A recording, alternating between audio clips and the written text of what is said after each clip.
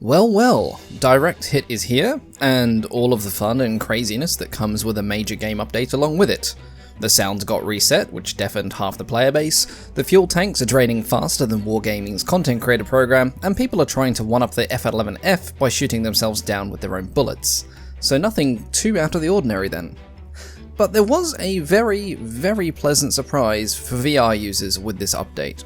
And let's face it, VR users all break out in a cold sweat with major updates after the complete disaster that was Red Skies, but Direct Hit has brought a massive quality of life improvement for us, and I recorded a little clip here just to demonstrate it.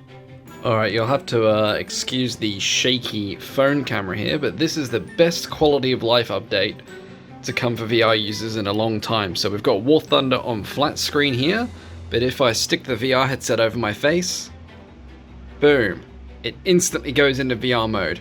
If I take the headset off, it's back to flat screen.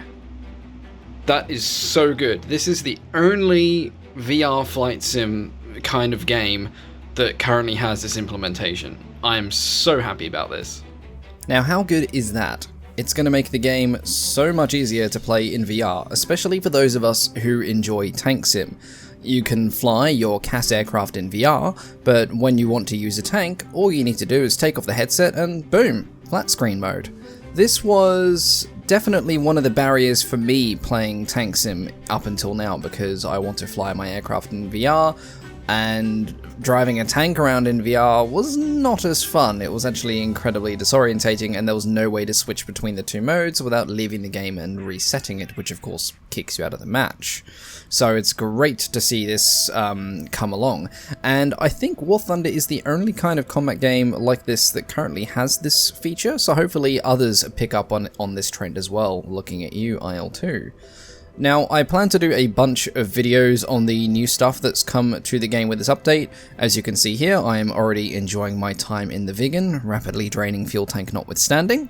I also plan to do some tank-based content as well, and hopefully get some good games on the new maps. I had a semi-decent game on Breslau earlier on today. I think that's how you pronounce it, apologies if it's wrong. And from that brief encounter, I've been given a good first impression of that map so far, so hopefully I can get some content out of that in the future. That will depend heavily on my study load between now and the end of the semester, so we'll just have to see how that all pans out, honestly. Now, speaking of maps, there have been quite a few map changes to the air sim side of the game. So several maps for the Enduring Confrontation mode have been increased in size to 128 by 128 kilometers, and they have also had their airfields and base locations changed and updated as well. Hopefully this means we won't get any more instances of mini bases spawning on the runway, because that is rather awkward when you're taking off in an aircraft full of fuel and carrying highly explosive ordnance. It's not a good combination.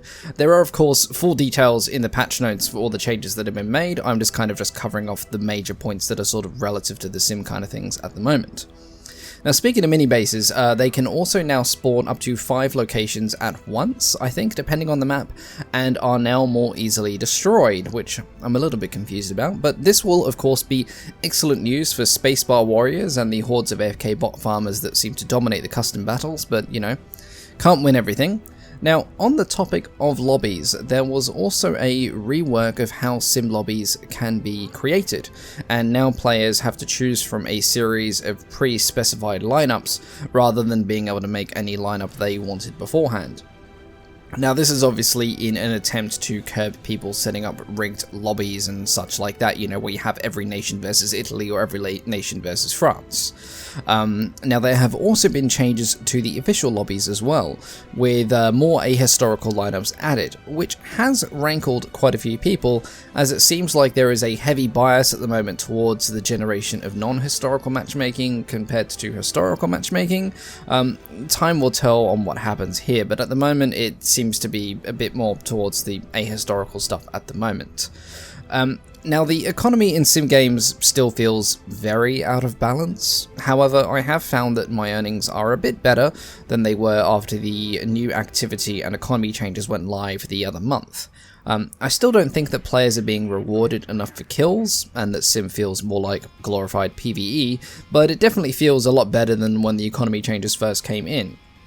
Now, time will tell if the new lobby system breathes more life into Sim, like Gaijin is hoping, or whether it's going to be yet another nail in an already rotting coffin, but, you know, hopefully it does something good for the game mode and doesn't make it even worse than it already is. I have seen that, you know, the mixed up lobbies are getting quite popular, especially for the smaller nations.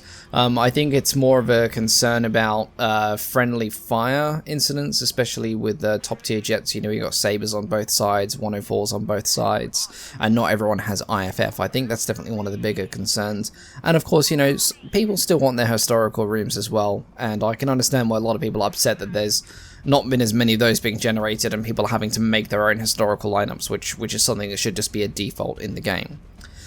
But anyway, moving on, keep an eye out for some new content in the future when it comes to this channel. I'll be doing my best to get a vegan video out as soon as possible, but it really depends on how much time I have and if I get decent games with it. I do have some major assignments due at the moment, so my time in War Thunder is quite limited, but hopefully I get enough spare time that I can knock out a couple of good games in the vegan and do a review of it, because I'm enjoying it a lot at the moment. I've got the vegan in DCS as well, and I kind of want to do a bit of a mini comparison about it, but I'm mostly going to focus on the vegan in War Thunder with that upcoming video.